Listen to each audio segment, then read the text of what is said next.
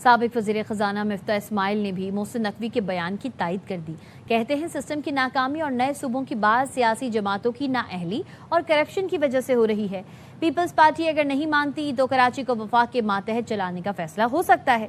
وزیر اعظم یا محسن نقوی کانفرنس بلا کر نئے صوبوں پر اتفاق رائے تشکیل دیں۔ وہ نمائندہ ایئروائے نیوز رافع حسین سے خصوصی گفتگو کر رہے تھے۔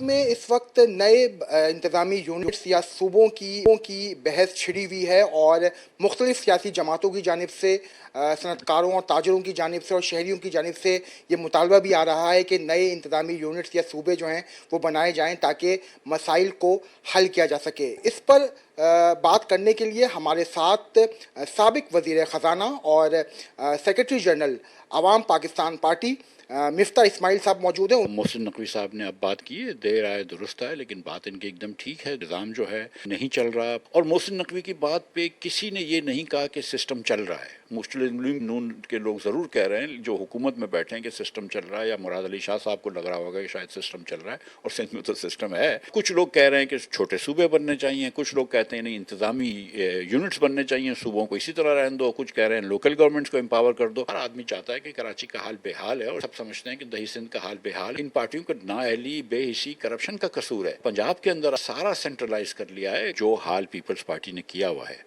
تو کوئی بھی سلوشن اس سے تو بہتر ہی ہوگا نا۔ جو حکومت 18 سال بعد آدھے شہر میں پانی نہیں دے سکتی، 14,000 اسکولیں 22 کے سیلاب میں ڈوب دیں گی، جس کا ورلڈ بینک سے آپ لون لو چکے ہیں، وہ اسکولیں نہیں بنا سکیں، 80% اسکولوں میں پانی نہیں آ سکتا ہو، 70% سے زیادہ اسکولوں میں باتھ روم کی فیسلٹیز نہ ہوں، اس حکومت سے تو آپ کوئی خیر کی امید نہیں رکھ سکتے۔ اب سوال یہ ہے کہ کیا وفاق کو دے دیں، تو میں سمجھتا ہوں کہ پھر تھوڑے عرصے بعد آپ اس کو بھی ریگریٹ کریں گے۔ تو بیسٹ یہی ہے، اگر تو پیپلز پارٹی نہیں مانی کوئی بھی مڈل وے پہ، تو پھر شاید اسی طرف چلے جائے وفاق۔ لیکن اگر پیپلز پارٹی کوئی بیچ کا راستہ مان لیتی ہے، اگر ایک امپاورڈ ڈویژن ہو جائے، فیڈرلی فائنینسڈ ہو جائے، اور نہ صرف کراچی میں بلکہ ہر ڈویژن، لاڑکانہ بھی اپنا ڈویژن ہونا چاہیے اور میرپور خاص بھی ہونا چاہیے، اور ان کے لوگ وہاں کے حکومت چلائیں۔ حکومت سندھ کے پاس نہیں ہونا چاہیے پاور کہ وہ میرپور خاص کے الیکٹڈ میئر کو بند کر دیں اور اپنا کوئی کمشنر لگا دیں، یا لاڑکانہ کے الیکٹڈ میئر کو۔ اگر ان کا جیت جاتا ہے تو اچھی بات ہے، لیکن اس طرح نہ جیتے جس طرح کہ ہمارے کراچی کے میئر جیتے تھے۔ P T I who